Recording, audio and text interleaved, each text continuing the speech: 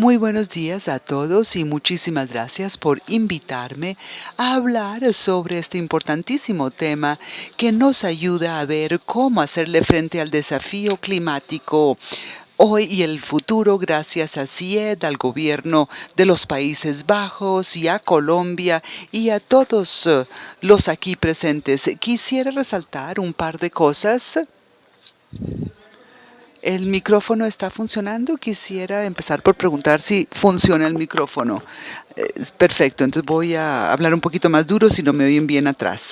Voy a hablar del trabajo que nosotros hemos hecho a través de el proyecto de la nueva economía y algunos de los resultados que nos permiten identificar si los países, empresas y personas tienen oportunidades para alcanzar tanto la prosperidad económica como el crecimiento en términos generales y reducir las emociones y cómo juntar estos dos.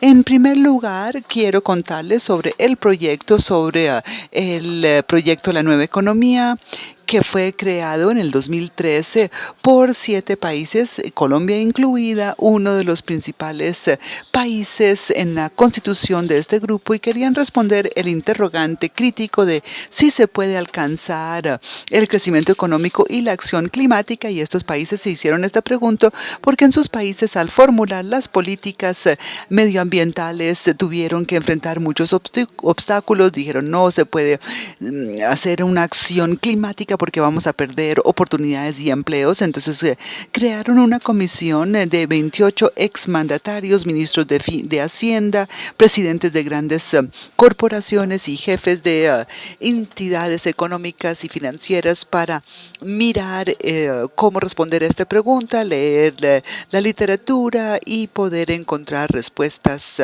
definitivas a este interrogante. En septiembre del año pasado publicamos nuestro primer informe del proyecto que se llama Mejor Crecimiento, Mejor Clima, que demuestra a partir de la evidencia mundial que sí se puede lograr el desarrollo económico y protección del clima, y en julio de este año publicamos un nuevo informe que se llama Aprovechando la Oportunidad Global, que mira qué podemos hacer más allá de lo identificado en términos de la acción cooperativa entre las empresas, los gobiernos, entre nosotros, con el fin de lograr un mejor crecimiento y un mejor clima, especialmente dentro del contexto de COP21 en París en diciembre, y ver si hay oportunidades adicionales más allá de lo que está sucediendo en los distintos países.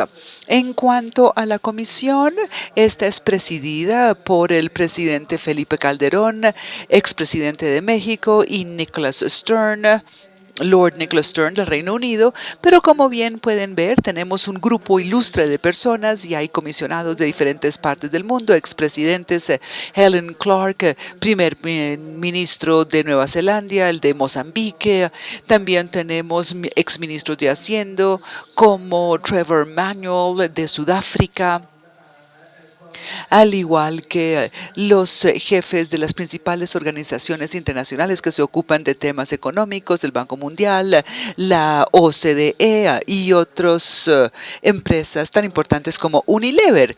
Entonces, el principal mensaje que se desprende de estos 2 años de trabajo es que es un falso dilema sugerir que solamente se puede tener crecimiento económico o acción climática, y que se puede y debe hacer ambas cosas.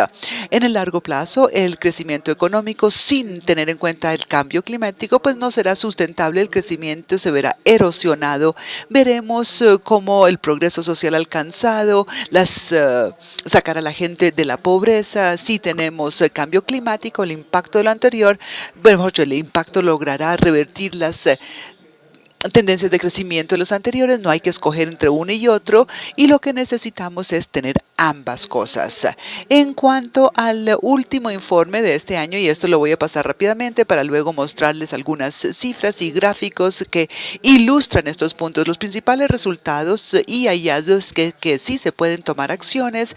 Hemos identificado 10 acciones específicas en el informe que ayudarán a impulsar el crecimiento económico, son buenas tanto para el crecimiento económico y alcanzar casi todas las reducciones de emisiones de efecto de invernadero antes del 2020, y al ponernos en el camino que permitirá mantener bajo 2 grados Celsius el aumento de la temperatura, y hay una serie de acciones que permiten mejorar el crecimiento, y también notamos que hay una dinámica acumulándose en esta área, muchos desarrollos, y lo que Michael dijo en términos de la iniciativa de los reportes mundiales es tan solo un aspecto, porque yo voy a hablar de otros. Hemos visto cambios en los gobiernos, empresariado y otros actores interesados cambiar respecto de todos estos temas.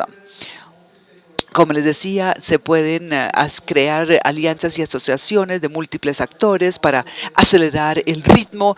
También nos permite derribar los obstáculos como el temor de que la acción en un país nos llevará a rezagarnos en respecto de la competitividad, y esa preocupación no es cierta. Si tomamos acción juntos, podremos abrir nuevos mercados, y de eso hablaré en las transparencias que sigan. Dado lo anterior, dado que ya se está generando toda esta dinámica, que existen estas oportunidades, sí creemos que el nivel de ambición sobre el cambio climático se puede elevar tanto antes de París como después de París, al empezar a mirar qué se necesita en el futuro.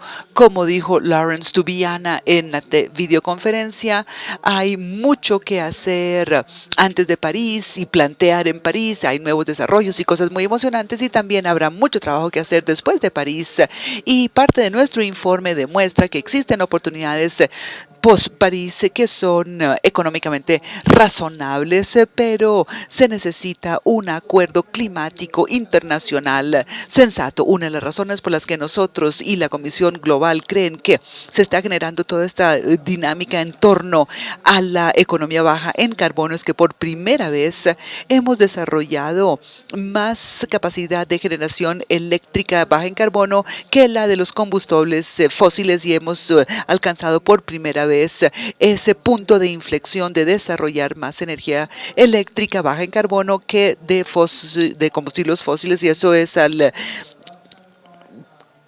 reducción en el precio del petróleo. Lo que ha pasado con los componentes de la energía solar desde el 2008, los componentes de la energía solar se han reducido en un 80%, que le ha permitido a muchos países y regiones volverse costo competitivos, no solamente respecto del carbón, sino con otros combustibles fósiles, y esto es algo que se está convirtiendo en el combustible de preferencia, incluso en las licitaciones públicas que abren los reguladores en distintas partes, porque se está volviendo cada vez más costo competitivo. El costo de la energía eólica también ha caído rápidamente, y esto se proyecta hasta el año 2020 en la mitad derecha, pero ya hemos visto cómo se ha reducido muchísimo en este tiempo reciente. Y también hemos vivido en estos últimos años en un mundo con bajos precios del petróleo que ha impactado este mapa mundo, y lo que hemos aprendido son dos lecciones de la caída del precio del petróleo. Primero, que esto enfatiza más de lo esperado la creciente volatilidad de los mercados del petróleo y los precios del combustible fósil, y de las vulnerabilidades de los países, de los principales importadores de petróleo. Y el otro es que hay varios países que han utilizado esto como una oportunidad para implementar reformas de política, especialmente reformas en los subsidios a los combustibles fósiles, campo en el que Colombia ya había logrado grandes progresos en el pasado, pero también lo hemos observado en los últimos 2 años. 28 países han elevado la acción existente respecto de las reformas de los subsidios a los combustibles fósiles, o los han aumentado. Y estos son unos pocos de los 28 países que ya han implementado estas reformas, y hoy lo pueden hacer gracias al bajo precio del petróleo, porque la mayoría de estos subsidios son subsidios a los consumidores. En este momento, los precios del petróleo se han reducido significativamente, lo cual quiere decir que al eliminar algunos subsidios se logra elevar algunas facturas para los hogares. Sí, son facturas más altas para los hogares, pero eso se ve contrarrestado por los bajos precios del petróleo. Aquellos países que creemos serán exitosos en sus reformas y logran mantener un buen desempeño son aquellos que hicieron esto en paralelo con sistemas para asegurar que los pobres no sufran, es decir, sistemas de transferencia de efectivo u otro tipo de apoyos que se pueden dirigir mejor a los hogares de escasos ingresos, más que un subsidio al combustible generalizado que solamente beneficia a los más ricos y realmente ellos no son el verdadero objetivo. El reemplazar los subsidios ayuda a dirigir nuestros esfuerzos hacia los pobres y no va a impulsar el uso de combustibles, y eso lo hemos visto en aquellos países donde se han implementado reformas que estoy seguras serán muy eficientes. Y no solo en los países, hemos visto un buen número de acciones en el sector financiero y lo que está sucediendo, como comentó Michael en su presentación. El Banco de Inglaterra, por ejemplo, está estudiando el impacto de los riesgos climáticos sobre el sistema financiero, y el gobernador del banco, Mark Carney,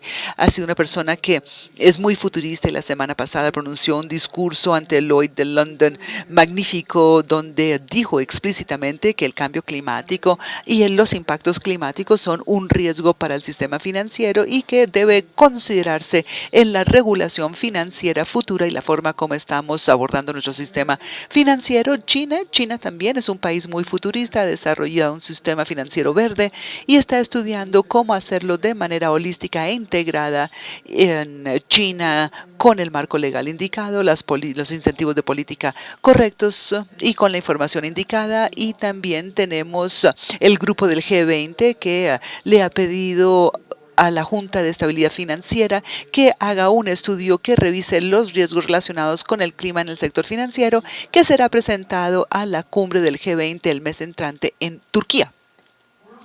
También estamos observando algunos países específicos donde hay evidencia sobre el terreno, sobre los resultados hasta la fecha de las políticas climáticas. Muchos están reticentes a tener políticas climáticas ambiciosas porque temen que afecte el crecimiento, pero sí hay varios países que lo han hecho en los últimos 5 a 10 años y ahora estamos empezando a recibir información e evidencia sobre los impactos.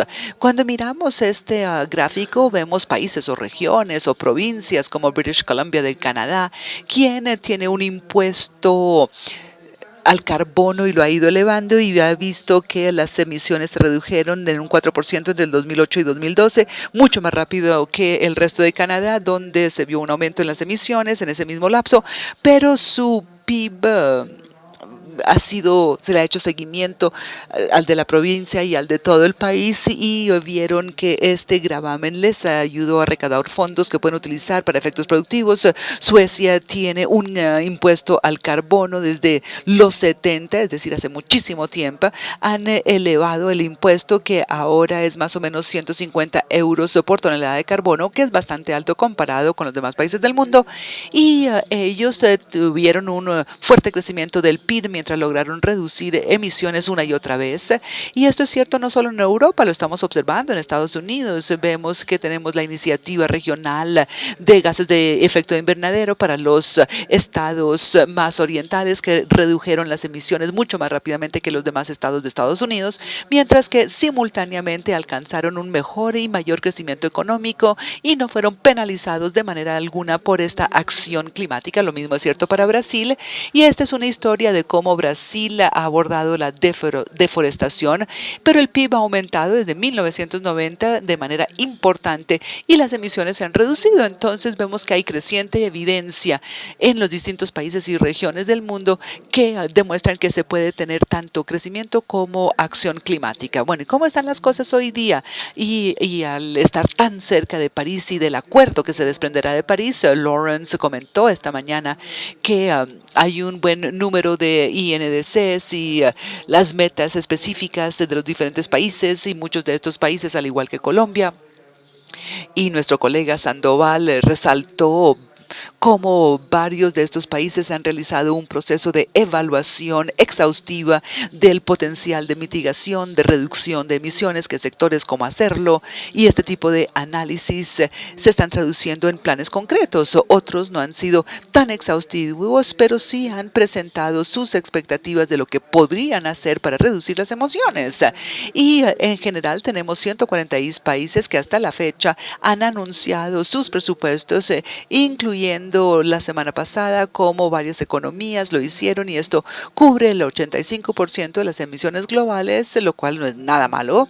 Y también están empezando a presentarse un cambio en la forma como nos vemos a nosotros respecto al cambio climático y el calentamiento global, y algunos cálculos reflejan que si todas estas acciones y compromisos se implementan y ejecutan correctamente, que eso nos pondría en la trayectoria para alcanzar un aumento del 2.5-2.7 grados Celsius en la temperatura. Eso no era lo que nosotros hemos acordado internacionalmente, que no sobrepasar los 2 grados centígrados. Los países han dicho que quieren permanecer debajo de los 2 grados, pero eso es muchísimo mejor de lo que eran las cosas cuando las cosas, comparado con el año pasado. Al mirarlo el año pasado, pensamos que estaríamos en un mundo de 4 o 5 grados Celsius, a menos que se adopte una acción ambiciosa. O sea que hemos pasado de 4, 4, 5, que es la línea de base, y hemos logrado un mundo donde podríamos alcanzar 2.5, 2.7 grados Celsius de calentamiento global. Y para los científicos esto es un cambio climático peligroso. Queremos evitarlo, queremos que traerlo por debajo de 2 grados, y ahora les explico las formas de hacerlo, pero el hecho de que estamos aquí y no a 4.1 o 4.8 o entre 4 y 5 es una señal muy positiva. No es suficiente, pero sigue siendo sumamente positivo. Pues bien, ¿qué hemos identificado respecto a las 10 principales acciones que los países y empresas pueden adoptar y que pueden mejorar tanto el potencial de crecimiento económico y reducir las emisiones simultáneamente? Y estas son las 10. Se las voy a explicar una a una en un instante, pero tiene que ver con lo que podemos hacer en las ciudades para reducir emisiones en los centros urbanos, como restaurar y proteger nuestras tierras agrícolas y nuestros bosques, y cómo dirigir la inversión hacia una energía limpia, cómo elevar los estándares de eficiencia energética para alcanzar los mejores niveles del mundo, implementar un sistema de precios del carbón en efectivo, incluyendo los subsidios a los combustibles fósiles, asegurarse que toda la infraestructura sea inteligente respecto del clima, galvanizar la innovación de bajo carbono, que la acción se canalice a través de negocios e inversionistas. Ya hemos hablado de cosas positivas en este campo para empresas y inversores, y hay 2 campos donde podremos obtener grandes beneficios económicos, economías y ahorros en las inversiones, pero también necesitamos recibir la cooperación global para sacarlas adelante. Estamos hablando de emisiones de aviación y marítimas, que en este momento se encuentran por fuera del acuerdo de cambio climático, al igual que el uso de los HFCs, los carbonos hidrofluoruros. Y bueno, la recomendación para las ciudades es acelerar el desarrollo bajo en carbono, y lo que hemos visto es que al invertir más en un transporte de bajo carbono, edificios, en el sector de los desechos, las ciudades del mundo podrían economizarse hasta 30 billones. Uy, se salió el 30. No sé si hay una forma de achicar un poquito el tamaño de los gráficos para poderlos ver y ver toda la información completa. Pero bueno, todas las ciudades del mundo podrían economizarse 18 y 30 billones de dólares entre hoy y el 2050. O sea que en un principio habría que hacer una inversión, que ciertamente es verdad, pero a lo largo de este periodo esas inversiones se recuperan, y después de eso las ciudades y los gobiernos y la gente de hecho empezaría a economizar plata hasta el 2050. O sea que hay una oportunidad muy interesante para las ciudades. Ya estamos viendo que gracias al pacto de los alcaldes, muchas ciudades de manera voluntaria están fijando sus propias metas de reducción de emisiones, y también tener una forma de contabilizar, un medio transparente de contabilización. Y nos remite a lo que dijo Michael, y es que serán responsables y tendrán que rendir cuentas por todas estas cosas, porque tendrán que cumplir sus promesas. El uso de la tierra es importantísimo, como dijo el doctor Sandoval. Esto es especialmente cierto para Colombia, donde 1/4 parte de las tierras agrícolas se encuentran gravemente deterioradas, lo cual quiere decir que no están produciendo ni el ganado ni los cultivos que podrían, y es resultado de un gran daño ambiental, pérdida de la tierra, los gases de efecto invernadero, y que los campesinos no están recibiendo los ingresos que recibirían si fueran más productivos. Bueno, ¿y cómo logramos darle un uso productivo para los beneficios económicos económicos, sociales y ambientales. Ya estamos observando algunas señales positivas. Un buen número de empresas y países se han agrupado y han empezado a estudiar cómo tener cadenas de abastecimiento libres de deforestación. Están estudiando la palma africana en particular. Y el año pasado, cuando publicamos el primer informe, nos complació poder decir que más del 50% del aceite de palma comercializado mundialmente había sido producido por empresas como Unilever y compañías diciendo que se asegurarán que para el 2020 no habrá ningún tipo de deforestación en la cadena de abastecimiento del aceite de palma. El año pasado 50%, este año hemos visto un punto de inflexión importantísimo, mucho momento, y ahora es de más del 90%. Ese es el mercado que ya queda cubierto.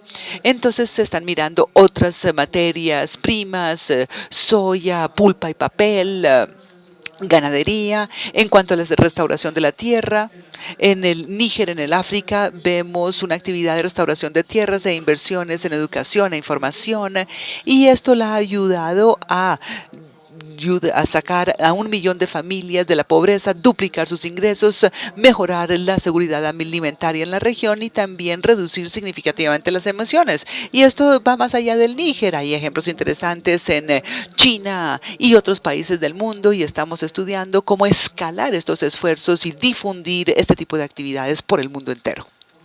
En cuanto al uso de la tierra, aquí tenemos la Alianza de los Bosques Tropicales, que es una coalición del sector público de ciertos países y actores del sector privado, quienes están adquiriendo estos compromisos de la mano con la sociedad civil, y todo esto se ha facilitado gracias a las nuevas tecnologías. O sea que sí, es una especie de un organismo mucho más amplio y holístico, como el que nos describía John en su charla, y cualquiera de estos sectores individualmente no lo habría logrado solo. Una compañía sola no lo podría hacer, porque las demás compañías igual seguirían teniendo deforestación en sus cadenas de abastecimiento y se sería más barato. No lo podrían hacer sin los países donde se producen los bosques húmedos tropicales, y también los países que adquieren bienes de estos países, y no lo habrían podido hacer sin la sociedad civil y las herramientas que han facilitado todo el proceso. En este momento tenemos el Global Forest Watch, que nos permite suministrar información en tiempo real sobre la deforestación y lo que está sucediendo en este momento en distintos países del mundo, y las compañías y gobiernos pueden utilizar esta información para monitorear la situación. O sea que es una coalición, es el grupo como un todo, lo que nos ha permitido alcanzar estos logros. En cuanto a la energía limpia, nosotros sugerimos en el informe invertir al menos $1 billón al año en energía limpia.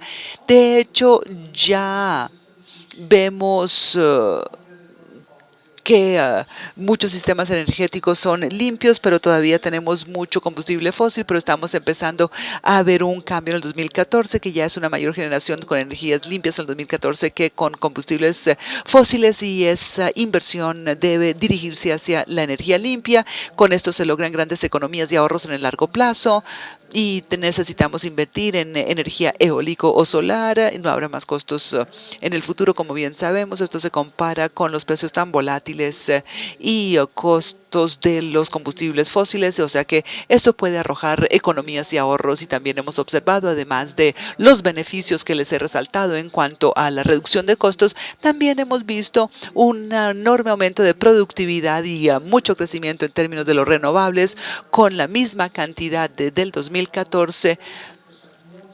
con un 36% más de capacidad en energía solar comparado con lo que se tenía 3 años antes. O sea que una enorme inversión y grandes oportunidades.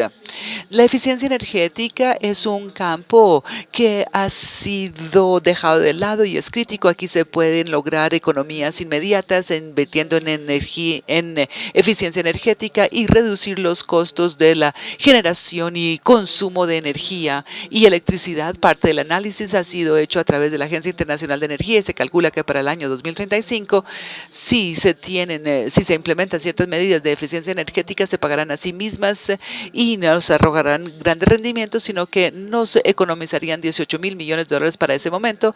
O sea que grandes beneficios por invertir en la eficiencia energética. Y en cuanto al informe, resaltamos una oportunidad específica con los países del G20. En este momento, el G20 tiene un programa y actividad sobre eficiencia energética y, de hecho, son los países responsables por el 94% de los vehículos fabricados en el mundo. Tan solo 20 países representan el 94% de los vehículos fabricados y se reúnen a hablar de eficiencia y eficiencia energética y de energía. Y si ellos acuerdan un estándar, una norma de eficiencia energética, pues sería aplicable al 94% de los grandes fabricantes de carros. Estamos trabajando de la mano con ellos y nuestros comisionados están hablando con los países del G20 y sus líderes y sus ministros de Hacienda con el fin de fomentar la adopción de algo por el estilo. Luego tenemos el precio del carbono, que es la quinta recomendación, implementar un precio efectivo para el carbono. Hemos visto mucha dinámica, mucho momento en este campo. Hoy día hemos observado un aumento en donde se ha prácticamente triplicado la cantidad de esquemas de fijación de precios del carbono en la última década y de hecho en breve veremos nuevos mecanismos y les mostraré un mapa en un instante mostrando dónde están y sabemos que tenemos más de 1.000 empresas e inversionistas que están tocando la puerta de los gobiernos con el fin de fijar el precio del carbono y muchos de estos le están fijando un precio al carbono en sus propias decisiones internas de inversión, incluso en aquellos países donde el gobierno no ha fijado el precio, ellos están utilizando uno propio. Y a manera de ejemplo, algunas de las grandes petroleras, al mirar la Exxon o la Chevron o la BP, ¿ustedes saben cuáles son sus precios internos del carbono? Están utilizando un precio de aproximadamente $40 por tonelada de carbono y eso es mucho más alto que los mercados del carbono europeos o los precios del carbono en cualquier lugar salvo Suecia y las petroleras mismas están fijando un precio de $40 por tonelada de carbono, algunas más altos, algunos $80 que es el caso de Exxon y eso es muy importante porque esa es la dirección que ellos están previendo y simultáneamente todavía hay muchos subsidios a los combustibles fósiles, hay un gran movimiento y muchos programas en épocas recientes, pero es muy probable que esto sea 5 o 6 veces dirigido a los fósiles que a los renovables, o sea que existe una diferencia muy grande entre uno y otro. Este es el mapa, no sé si lo pueden ver, pero estos son los esquemas de fijación de precios para el carbón. Tenemos 40 planes nacionales que están próximos a empezar. Hay 20 esquemas subnacionales de fijación de precio del carbono, como es el caso del Canadá. En Canadá en este momento tenemos a British Columbia, Quebec, Ontario y Manitoba, que cubre en este momento el 85% de las emisiones canadienses. Entonces, aun cuando no existe un esquema nacional para la fijación del precio del carbono, las provincias, los departamentos han cubierto el 80% del territorio con sus precios propios en esta región. Por ejemplo, México y Chile ambos han anunciado o implementado precios para el carbono en épocas recientes, o sea que aquí encontramos unas oportunidades muy interesantes. China también tiene unos pilotos provinciales y ha anunciado que en el 2017 se volverá un esfuerzo nacional y ese será el mercado de carbono más grande del mundo y el mayor volumen de emisiones bajo un precio de carbono, o sea que son cambios y desarrollos muy importantes. En Colombia eso puede ser una oportunidad perdida porque se tiene la oportunidad de fijar el precio o gravar impuestos. Esta nunca es una idea bien recibida, eso lo sé. Yo vivo en Estados Unidos, donde es una idea bastante impopular y aquí Estados Unidos está bien abajo en términos de los impuestos energéticos y otros impuestos, pero Colombia también se encuentra bien abajo tanto en la región como comparado con otros países de la OCDE, o sea que es una oportunidad perdida, la oportunidad de gravar impuestos que ayudará a cambiar las decisiones de consumo y producción hacia opciones más sustentables y le permite al gobierno recaudar tributos para hacer mejores inversiones en mejores ciudades, en mejores sistemas de transporte público, etcétera, etcétera. En cuanto a infraestructura, esto es algo que hay que resaltar, la importancia de tener una nueva infraestructura inteligente y lo que hemos visto es que, que hacerlo no tiene por qué costarnos más, es decir, no se requiere una inversión mayor, es decir, si miramos entre el caso base que tenemos hoy día, esto es lo que varias organizaciones calculan es lo que se necesita si seguimos haciendo las cosas como hemos venido haciéndolas invirtiendo en infraestructura hasta el 2030 serían 90 billones de dólares entre hoy y el 2030 y si miramos hacia la derecha esas son las inversiones requeridas para el bajo carbono es un poquito más sería entre 89 y 93 billones en este periodo de 15 años o sea que menos del 5% más pero simultáneamente se logran economías, menores costos de combustible, menos inversiones y tenemos el potencial de ahorrar más de ese monto que serían 5 billones en ese lapso, o sea que no tiene que costar más si se toman las decisiones acertadas y se implementan ya. La innovación es un área en donde necesitamos mucha más inversión, muchas más asociaciones entre los gobiernos y el sector privado. De nuevo, es un área en donde hay una, o la parte del PIB y la tasa de innovación se ha visto en declive. En muchos casos, la participación en el PIB y en el RNDI ha disminuido, pero en realidad la inversión llega a ser la mitad de lo que era en los 80s. Esta es un área en donde Colombia está bastante baja en comparación con otros países de la región y de los de la OECD. Es algo que vale la pena ver. De empresas, bueno, ya hemos visto qué han hecho las empresas en sus informes a través de la iniciativa global y cómo puede llevar a la acción y cómo el GRS está ayudándolo a hacer eso. Pero también estamos viendo una serie de lados positivos. Por ejemplo, el mercado de bienes bajos en carbono está aumentando rápidamente, globalmente 5.5 billones de dólares y las principales compañías petroleras están poniendo sus precios internos de carbono, así como también otras grandes empresas. Estamos viendo ya acciones a nivel de las empresas y de los negocios, no solamente por su beneficio, sino porque se justifica. Cuando vemos esto, vemos las dos líneas acá. La línea roja es el índice de Bloomberg de las principales compañías. Es simplemente el índice de lo que están haciendo las grandes compañías en la bolsa. Si vemos la línea azul, esta línea representa las compañías que CDP ha señalado como los líderes, los que están tomando el liderazgo en cuanto al clima. Y lo que vemos acá superan las de Bloomberg en los últimos años en un 9% y en los últimos 4 años. Así que no es solamente para beneficio de la economía o del medio ambiente o para el bien de la sociedad, es en realidad por su propio beneficio que lo han hecho y para el beneficio de sus propios accionistas. Y las últimas dos áreas que mencioné son aviación y transporte marítimo. Estos están fuera del alcance de lo que los países están llevando a la reunión de París en términos de sus acciones a nivel nacional, pero hay una gran oportunidad acá de mejorar la eficiencia y algunas de las medidas que se están discutiendo en este momento entre las compañías navieras o en este sector esperan ahorrar 200.000 millones de dólares hacia el 2030 simplemente al implementar estas medidas. También estamos viendo inmensas discrepancias.